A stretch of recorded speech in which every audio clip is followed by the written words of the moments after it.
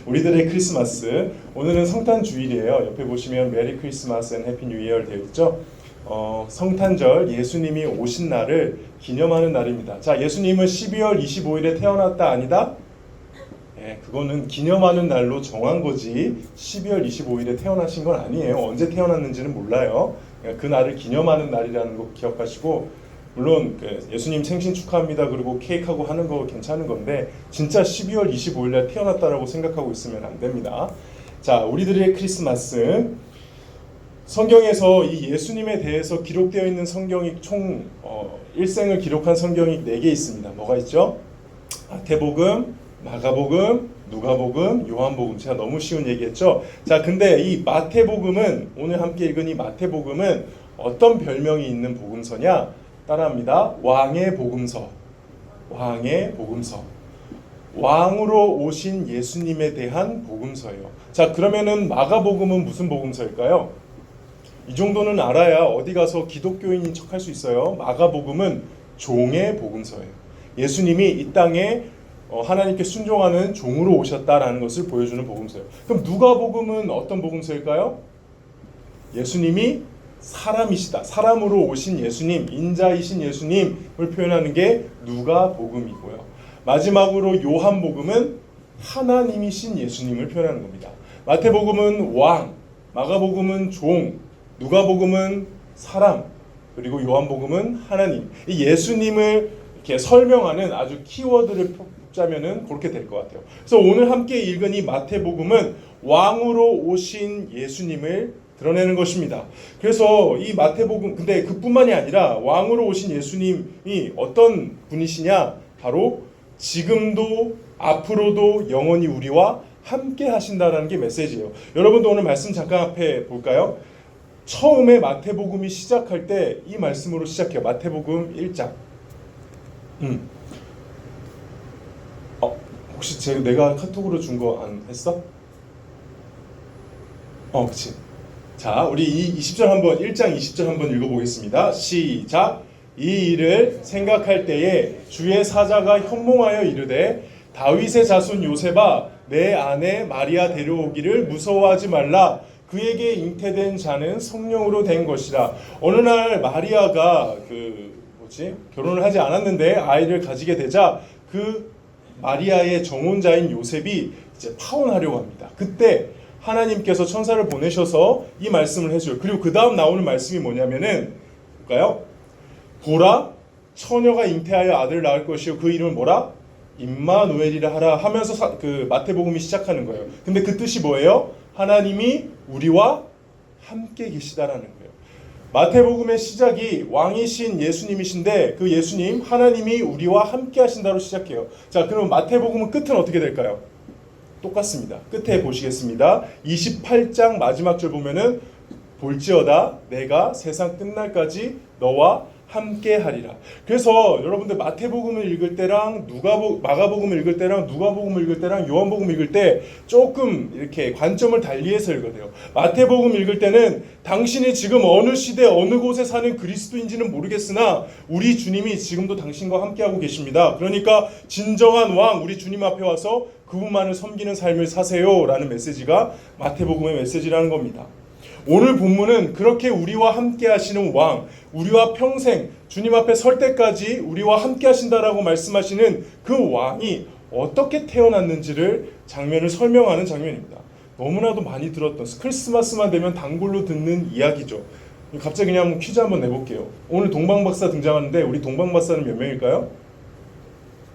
3명이죠. 근데 3명이 아니에요. 3명으로 알고 있는 이유는 여러분들이 성극을 너무 많이 봐서 그래요. 성극을 보면은 항상 3명이 등장해요. 왜? 그가 바쳤던 예물이 뭐예요? 3개잖아요. 황금과 유황과 모략이다 보니까는 3명인데 오늘 마태복음 뒤져보세요. 몇 명인지 나왔나 안 나왔나? 안 나왔어요. 3명 아니에요. 아마 여러 명이 왔을 거예요. 그래도 우리 답을 한 서연이에게 나중에 문화상품권 줄게요. 지금 직접 나중에 줄게. 3명이 아니에요. 근데 이때 동방박사 이야기가 오늘 시작이 되는데 오늘 이 본문은 동방박사가 찾아와서 예수님 경배했어요. 성국으로 볼 때는 너무 그냥 아름답게 그려지잖아요. 심지어는 동방박사가 왔을 때하고 그 목동들이 와서 경배할 때랑 같이 봐가지고 동방박사도 여기 마국간에 와서 경배한 줄 알고 있는데 오늘 보면 잘 보세요. 마국간이 아니라 집이에요. 집에 와서 경배하는 거예요. 어쨌든 이 동방박사 이야기를 우리는 그냥 편안하게 예수님이 오셨다라고 하는 그런 의미로 받아들이지만 사실 여기에는 좀 깊은 신학적인 메시지가 있습니다. 우리 한번 좀 보도록 하겠습니다. 오늘 본문에 등장하는 또 다른 왕이 한 명이 있습니다. 그 왕은 누구일까요? 헤롯 왕입니다. 헤롯 왕. 이 헤롯 왕은 당시 유다 지방을 다스렸던 왕인데 이 왕이 정말 피도 눈물도 없는 아주 잔혹한 왕이었습니다. 이 왕은 자신의 권력에 위협이 된다고 하면은 아들 셋도 죽였고 아내도 죽였고 처남도 죽였습니다. 그래서 나중에 로마의 황제 아우구스투스가 이렇게까지 얘기했어요. 헤롯의 자녀가 될 바에는 차라리 헤롯의 돼지 개가 되는 게 낫겠다라고 할 정도로 정말 무시무시한 왕이 헤롯이었습니다. 근데 이 헤롯 왕이 컴플렉스가 하나 있었어요. 그게 뭐냐? 이 헤롯 왕이 혼혈이었어요. 한쪽은 유대인이고 한쪽은 에돔인이었어요. 그래서 유대인들한테 무시를 받았어요. 근데 유대 땅에서 왕이 되려면은 유대인들의 마음을 얻어야 되는데 유대인들한테 무시받기 싫어가지고 엄청 잘 보이려고 권력을 유지하기 위해 했던 일 중에 하나가 헤롯이 성전을 지어줍니다. 그래서 예수님 당시 성전은 누가 지어준 성전이냐? 헤롯이 지어준 성전이에요. 그 정도로 권력에 욕심이 많았던 그런 사람입니다. 이 무서운 헤롯이 있을 때에 예수님이 태어나신 겁니다. 갑자기 동방박사들이 별을 보고 예루살렘을 찾아옵니다. 유대인의 왕으로 나신 이가 어디 있습니까? 우리가 동방에서 별을 보고 여기까지 찾아와 경배하러 왔습니다. 그러니까 예루살렘이 난리가 난 거예요. 헤롯도 난리가 난 거예요. 근데 헤롯이 당황했음에도 불구하고 딱 안면몰수하고 정확하게 물어봅니다. 지금 유대인의 왕이 났다고 하는데 구약 성경에 메시아가 왕이 나는 곳이 어딘지 알아봐 라고 알아봤어요. 알아보니까 어디로 나왔습니까? 베들레헴으로 나왔죠. 그래서 동방박사에게 이렇게 얘기합니다. 베들레헴으로 가보세요. 그리고 거기에 왕 발견하면 꼭 저에게 알려주세요. 저도 가서 경배하고 싶어요. 우리 잘 알고 있죠. 진짜 경배하려고? 아니요. 가서 그 왕이라고 말하는 사람을 죽이려고 그랬던 거죠. 그 다음 이야기를 우리가 잘 알고 있습니다. 그 동방박사가 갔더니 갑자기 별이 나타나고 그 집을 보여주고 가니까 예수님이 있어서 황금과 유황과 모략의 경배를 드리고 나서 이제 헤롯 왕에게 가려고 하니까 천사가 나타나요. 가지마.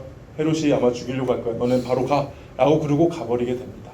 오늘 이제 본문은 그 부분 다음 얘기가 나오는데 헤롯이 아무리 동방박사를 기다려도 오지 않다는 것을 속고 나서 이제 가서 거기 있는 나사렛에 있는 사람들 베들레헴이죠. 베들레헴에 있는 사람들 2살 이하로 아이들을 다 죽이는 일. 이게 바로 우리 예수님 어린 시절 이야기죠. 다행히 예수님은 피신을 합니다. 애굽으로.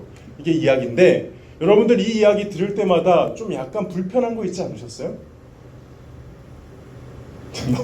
너무 막 나 혼자 얘기했구나. 불편한 거 있지 않았어요? 뭐가 제일 불편해요? 베들레헴에 2살 아래의 아이들 다 죽였잖아요. 불편하지 않으세요? 난 너무 불편하더라고요. 아니 왜 하나님께서는 굳이 예수님을 이 땅에 보내주실 때에 2살 아래 이 모든 아이들을 죽게 내버려 두셨을까? 이게 너무 불편했어요. 그러니까 잘 생각해 보면은 이 동방 박사들이 별을 보고 쫓아왔는데 바로 예루살렘으로 오지 말고 바로 저기 베들레헴으로 왔으면은 헤롯도 몰랐고 그래서 헤롯이 베들레헴의 2살 아래의 아이들을 죽일 일도 없었고 나만 그렇게 생각하나요? 그렇지 않나요? 왜 굳이 예루살렘으로 보내셨을까요? 왜 굳이 동방 박사들로 하여금 먼저 예루살렘에 가서 모든 사람들이 듣도록 왕이 어디 계시느냐라고 묻게 만들어서 헤롯으로 하여금 베들레헴에 있는 2살 아래의 아이들 다 죽게 만드셨냐는 거예요. 여러분도 이거 이해되지 않지 않나요? 좀 보고 너무 잔인하다. 왜 좀 살려주실 수 있지 않았나? 그냥 베들레헴에 바로 오게 하시지. 저는 여기에 대한 질문을 꼭 가지고 있다가 오늘 본문 3절에서 묵상하는데 이러셔서 그랬구나 라는 생각이 들어요. 우리 3절 한번 다 함께 읽어보도록 하겠습니다. 3절 시작. 헤롯 왕과 온 예루살렘이 듣고 소동한지라. 누가 들었다고요? 일단 헤롯 왕 들었죠. 그리고 누가 들었어요? 예루살렘 사람들이 들었습니다. 근데 듣고 어떻게 했습니까? 소동했습니다. 여기서 소동했다는 것은 발칵 뒤집혀진 거예요. 엄청난 뉴스였다는 거예요. 전 예루살렘에 이걸 모르는 사람이 단 한 명도 없을 정도로 소문이 쫙 퍼졌다는 거예요. 그게 뭐예요? 왕이 태어났다. 왕이 태어났다. 성경에 예언된 유대인의 왕 메시아가, 너네가 그렇게 기다렸던 왕이 태어났다라는 말을 지금 전해 듣게 하신 거죠. 그러고 보면 이해가 됩니다. 왜 굳이 하나님께서 동방박사들로 하여금 예루살렘에 가게 하셨는가? 동방박사들이 유대인들의 왕을 찾으려고 예루살렘에 간 것일까요? 아니면 유대인의 왕이 태어났음을 전해주기 위해서 예루살렘에 가신 걸까요? 1번, 2번? 저는 2번이라고 생각해요. 동방박사가 예루살렘에 갈 필요는 없었어요. 근데 하나님은 그 소식을 예루살렘에 전해주시기 위해 보내신 거죠. 드디어 너희가 기다리던 메시아, 그가 이 땅에 왔다. 내가 그 메시아를 보냈다. 알려준 거죠. 근데 정작 그 메시아가 태어났다는 소식을 들었을 때 예루살렘 사람들은 소동은 했지만, 요란스럽게 그 소식을 서로가 서로에게 전해주었지만은 예루살렘에 사는 그 누구도, 그 어떤 유대인도 베들레헴에 예수님을 경배하러 가지는 않았다는 것이죠. 멀리서 온 이방인은 예수님을 찾아가서 왕에게 경배를 했는데, 정작 경배해야 했었던 하나님을 믿는 유대인들은 예수님을 경배하지 않았다는 건데, 이게 오늘 본문이 우리에게 던지는 중요한 메시지입니다. 메시아가 태어날지, 어디서 태어날지를 더 정확하게 알았던 제사장들과 서기관들, 그들은 성경을 백성에게 가르쳤던 종교 지도자들이었습니다. 갑작스럽게 묻는 헤롯의 그 메시아가 어디서 태어났느냐, 바로 답을 해줄 수 있을 정도로 성경을 굉장히 잘 아는 사람이었음에도 불구하고 그들도 갔나요? 안 갔나요? 안 갔어요. 대제사장, 서기관들도 가지 않았어요. 왜 안 갔을까? 그들은 모두 유대인들이었습니다. 성경을 열심히 읽고 스스로 하나님의 백성이라 생각하며 살았죠. 비록 헤롯이 지어준 성전이긴 하지만 그 성전에서 구약에서 나온 제사법대로 매 절기마다 하나님께 예배도 드렸습니다. 그러면서 성경에 예언된 메시아를 기다리며 성경 공부도 열심히 하고 성경 말씀을 지키며 살았죠. 그들에게 메시아를 위한 기도문까지 있었어요. 근데 정작 메시아가 태어났다는 소문이 듣자 아무도 그걸 확인조차 하지 않고 가만히 있다는 것이죠. 메시아에 대해 가장 잘 아는 사람들이었지만 정작 그 종교인들에 의해서 메시아가 거부되는 것이죠. 사실 어쩌면 그들은 진짜 왕 예수님보다 그냥 종교 생활 할 수 있게 해주는 헤롯 왕이면 충분했을지도 모릅니다. 화려한 성전에서 멋있게 제사를 드릴 수 있게 해준과 동시에 그것만으로 하나님께 할 도리는 다 했다 생각하고 내 인생 내 맘대로 살게 해주는 그 헤롯 왕이면은 충분히 나의 메시아다, 그렇게 생각했을지도 모릅니다. 근데 어떻게 보면은 이게 지금 우리들의 크리스마스는 아닌지 생각해 봐야 될 것 같습니다. 크리스마스, 성탄절, 예수님이 우리를 구원하기 위해 이 땅에는 오셨지만 내 삶까지 들어오는 것은 솔직히 부담스럽잖아요. 예수님에 대해서 그렇게 말을 많이 하고 듣고 소동하고는 있지만, 오늘 이 순간도 설교 듣고는 있지만은 정작 우리가 예수님이 계신 곳에 갈 마음은 없지 않습니까? 교회를 오래 다녀도 성경을 잘 알고 예수님에 대해서 안다 하는 저 같은 목사들도 정작 예수님을 경배하는 일에 시간과 물질을 쏟는 게 과연 있는가? 솔직히 돌아보면 너무 부끄럽단 말이죠. 예수님이 나의 왕이긴 한데 그렇게 고백하고 찬양하기는 수십 번 수백 번 하는데 정작 이 세상의 왕들이, 헤롯 왕이 주는 유익과 혜택을 참 포기하기가 힘든 게 솔직한 저의 마음이었어요. 진짜 왕이 있지만 여전히 가짜 왕 헤롯을 버리지 못하는 모습, 이게 우리들의 크리스마스는 아닌가요? 크리스마스가 더럽게 오염된 시대입니다. 어느 기사를 보니까는 크리스마스에 가장 돈 많이 버는 곳이 모텔이다, 피임 도구 파는 사람들이다, 이런 말도 있더라고요. 진짜 내가 예수님이었으면 다 쓸어버렸을 것 같아요. 여러분들 기분이 어떨 것 같아요? 여러분들 태어난 생일날 여러분들을 축하하기 위해서 자기네들끼리 그 짓 하고 다니면. 근데 우리는 뭐가 다를까요? 예수님이 오신 이후 별 상관도 없이 혹시 이 성탄절을 보내지는 않았나요? 예수님이 나의 왕? 들어는 봤지. 근데 정작 그렇게 예배하며 사는가? 돌아봤을 때 목사인 저부터 너무 부끄러워요. 제가 얼마 전에 PMC라고 어른들과 함께 성경 공부를 하는, 교리 공부를 하는 6주간의 시간이 있었습니다. 저는 교리를 가르치는 걸 굉장히 중요하다고 생각하기 때문에 신나게 가르쳤어요. 6주 동안 정말 열심히 했습니다.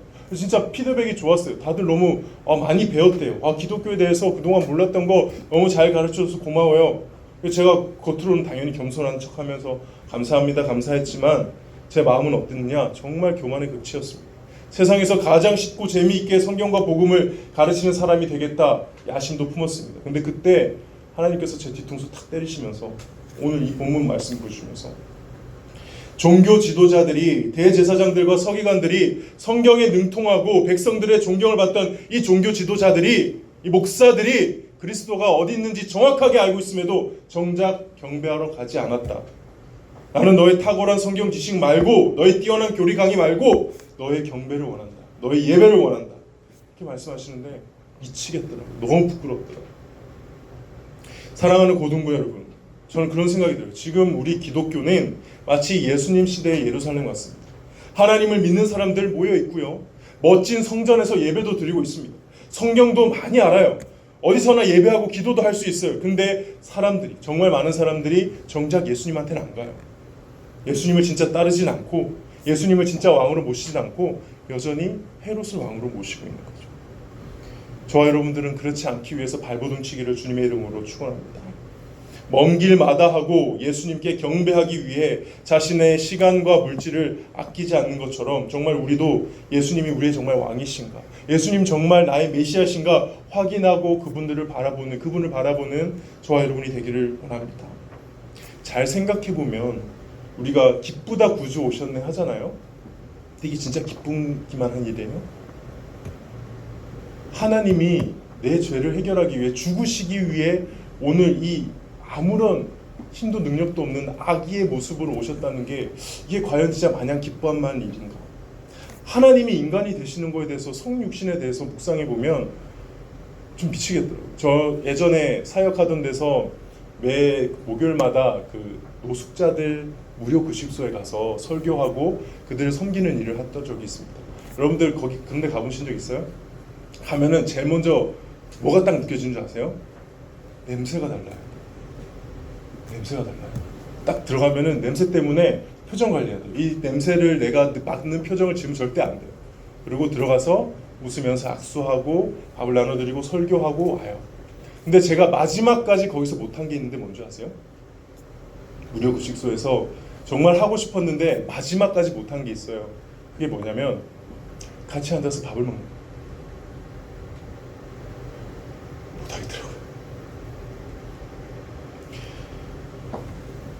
얼마나 제가 그게 저 쓰레기 아닙니까? 제가 똑같은 인간인데, 근데 그거 못하고 있을 때 하나님 딱 말씀하시는 게 이거였어요. 나는 너네한테 갔다고. 그래서 저는 성육신이 달라요, 느낌이. 여러분들이 크리스마스 할 때 다 기쁘다 하는데 이때 막 즐길 거 놀 거 생각하는데 저는 그렇지 않아요. 저는 항상 그때 노숙자가 생각해요. 난 거기 못 갔는데. 이 솔비시 나한테. 여러분들 성육신에 대해서 다시 고민해 보시길 바라요. 이거 놀라운 비밀이에요. 정말 하나님이 인간이 돼서 오셨는데 올 수 없는 곳에 오신 거거든요. 오늘 이 아무것도 움직일 수 없는, 자기 혼자 어떻게 할 수 없는 아기의 모습으로 오셨다니까요. 전능하신 하나님이, 이게 얼마나 놀라운 비밀입니까?